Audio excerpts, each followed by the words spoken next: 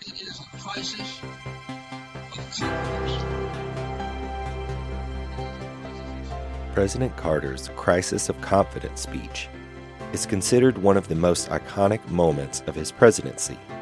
So how did we come to profoundly misremember it today? On this episode of Recollecting Carter, I talk again with Dr. Amber Roessner, author of Jimmy Carter and the Birth of the Marathon Media Campaign, about Carter's speech and why our collective memory of it is so stubbornly inaccurate.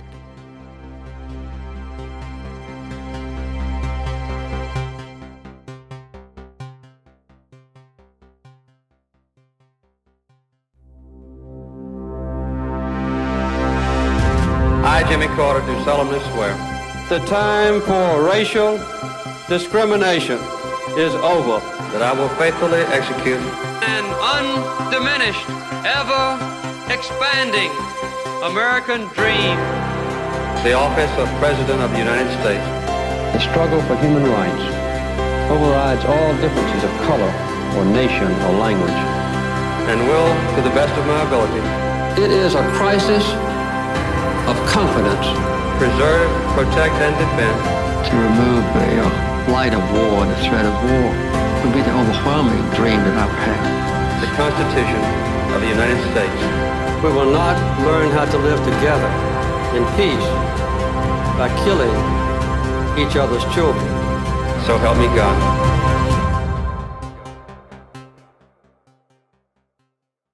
When we think about presidents, world leaders, we often think about speeches, public speaking. That's often the way that they're remembered, whether it's Abraham Lincoln's Gettysburg Address or John F. Kennedy's "Ask not what your country can do for you, but what you can do for your country," right? Like, these are some of the iconic moments that we remember. For Carter, probably his most remembered public speaking event is the Crisis of Confidence speech. Was that fair to say, you think? I think that's pretty fair. And most people would not remember it as the Crisis of Confidence speech, but instead the malaise speech. Right. And so there is some really interesting historical context around the speech and thinking about this idea of the way that we remember presidents in general, but especially Carter. There's some really unusual things that have happened with the way that we think about and remember this particular speech. So let's start with some of that historical context about why does Carter come on air and make this speech to begin with? Well, the first thing I'll say is I think this is probably one of the most misremembered, misunderstood speeches of any president, quite frankly. So we talked about a moment ago this idea that it's often referred to as the malaise speech. Malaise is not even in the text of the speech at all, right? It gets this moniker because of a critic that comes on, right, and refers to it as the malaise speech. To fully understand this speech, you definitely have to understand the context. Carter is on a plane. He's just settling in for an 8-hour flight to Hawaii, where he plans on taking a much needed break for a couple of days. He's just completed a 2-leg journey. He had met with some Soviet leaders to sign the SALT II treaty, and he had engaged in an economic summit meeting in Japan. And so in many respects, man, he's looking forward to a break after a successful foreign policy trip. And he gets a phone call aboard the plane, and it's his pollster, Pat Caddell. He says, "You've got to come home now. You have no idea how bad it is." Caddell, of course, was referring to the long gas lines that had erupted in California and spread across the United States. And they were a product of the very severe gas shortage that was fueled by a recent OPEC-induced rise in prices. And what Caddell encouraged Carter to do was to have a direct talk with the American public about a subject that he had come to them with time and time again. This idea of the energy crisis and energy conservation that needed to happen. That said, this is a moment in which Carter's public approval ratings had slipped to 25%. That's lower than Nixon's at the height of Watergate. So the American public, they weren't very happy with Carter. His Imagecraft team thought maybe that this should be a reboot kind of moment. What ultimately happens, he's scheduled to give his talk around the energy crisis, and he pulls back. He cancels it, and he heads over to Camp David. He sees this as an important strategic pause. He recognizes that his administration is in danger, and over the next 10 days, which some journalists compare that moment to the 10 days surrounding the Cuban Missile Crisis. They say Carter's on the mountaintop, right? Getting advisors across the country to come up and share their critiques, to share their potential solutions with Carter. And it is this moment where everyone's like, what is he doing? When he comes down from the mountaintop, so to speak, he delivers an incredibly remarkable address that will change the course of his presidency. Good evening. This is a special night for me.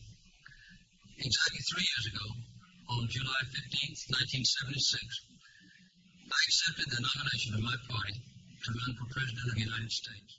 So the key part of the historical context that leads up to the speech is an energy crisis. And Carter had been acknowledging that and working on that. He was coming back from a trip to work on these issues and other economic issues facing not just America, but the globe. How then does he go from just making another address about the energy crisis to this sort of theoretical address to a deeper philosophical or moral problem that he felt the nation was facing? I really think that stems in part from he's seeing that polling data, this idea that his public approval rating is less than Nixon's. And he's also seeing polling data from Pat Caddell that continues to signal that America is still in a moment of a crisis of confidence in its institutions and its leaders.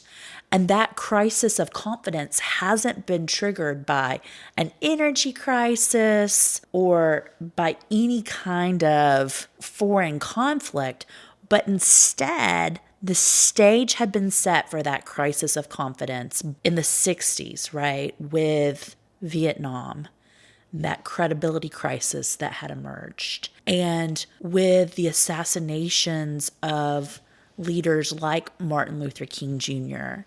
and the Kennedy brothers. So it's a much deeper crisis. And you're right, Carter saw it as a moment in which our country needed transformation because they had completely lost faith in our government and its leaders. I promised you a president who is not isolated from the people, who feels your pain and who shares your dreams, and who draws his strength and his wisdom from you. Let's talk a little bit about the actual content of the speech. You already mentioned that it's known today as the Malaise speech, but the word Malaise doesn't appear. What does appear in the speech? What is Carter saying? And how is that message received in the immediate aftermath in the days right after the speech is given? So first of all, I think it's important in the immediate aftermath to the speech, he immediately picks up like 11 points in public approval ratings. So the speech has been misunderstood, misrepresented in terms of hurting his public approval rating. So initial signs were, man, the speech worked. Carter, 2 days later, asks everyone in his cabinet to turn in a letter of resignation. And that undercut any gains because it sent a signal that Carter didn't have faith in his own leadership team. And so I think that that's important to recognize, that the speech itself was actually pretty well received. And polling data suggest that if the speech were given today, that it would be equally well received. And it's because of the themes in that speech. This idea of recognizing and acknowledging that citizens were aptly frustrated with institutions and leaders. One of the individuals that Carter quotes in his speech is, as he puts it, a young Chicano man who said, "Some of us have suffered from recession all our lives." And this was just one of the individuals that Carter had asked to come voice concerns and to offer solutions in that 10 days prior. So the first part of his speech is just that, acknowledging critique that was directed at him. So a Southern governor had said, "Mr. President, you're not leading the nation. You're just managing the government. You don't see the people enough anymore. Some of your cabinet members don't seem loyal. There's not enough discipline among your disciples." Someone had said, "We're really in a period of moral and spiritual crises." And that was, for Carter, the summative statement in a notebook full of statements that he had recorded during that 10-day period. What he was hoping to address that night was this moral and spiritual crisis of confidence. So I want to speak to you first tonight about a subject even more serious than energy or inflation. I want to talk to you right now about a fundamental threat to American democracy. I do not mean our political and civil liberties. They will endure. And I do not refer to the outward strength of America, the nation that is at peace tonight everywhere in the world, with unmatched economic power and military might. The threat is nearly invisible in ordinary ways. It is a crisis of confidence. After setting the stage, he really does acknowledge that people are losing their faith not only in the government itself, but in their ability as citizens to shape our democracy. And it was an incredibly powerful acknowledgement. At this turning point in our history, he suggests that we all have a role to play. That first we must face the truth, and then we have to work to change the course. And he shared what one visitor had said: we've got to stop crying and start sweating, stop talking and start walking, stop cursing and start praying. The strength we need will not come from the White House, but from every house in America. So the idea was that every citizen had a role to play, not only in solving the energy crisis, but also in solving the spiritual and moral crisis that the United States found itself in. It is a crisis that strikes at the very heart and soul and spirit of our national will. We can see this crisis in the growing doubt about the meaning of our own lives and in the loss of a unity of purpose for our nation. The erosion of our confidence in the future is threatening to destroy the social and the political fabric of America. So, as we discussed, this is not remembered as the crisis and confidence speech. Instead, it's remembered as the malaise speech. And that's really because of a political columnist, Patrick Buchanan, who first said that this was a malaise speech. And the press ultimately labeled it with that moniker. You can see it in coverage from the Los Angeles Times. Michael Novak wrote a column, "Has the president correctly diagnosed our national malaise?"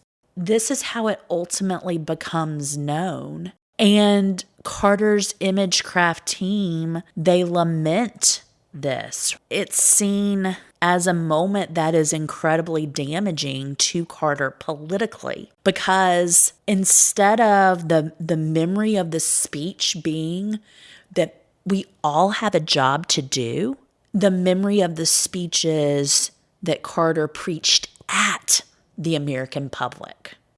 But he was really saying we all have a part to do to solve this crisis.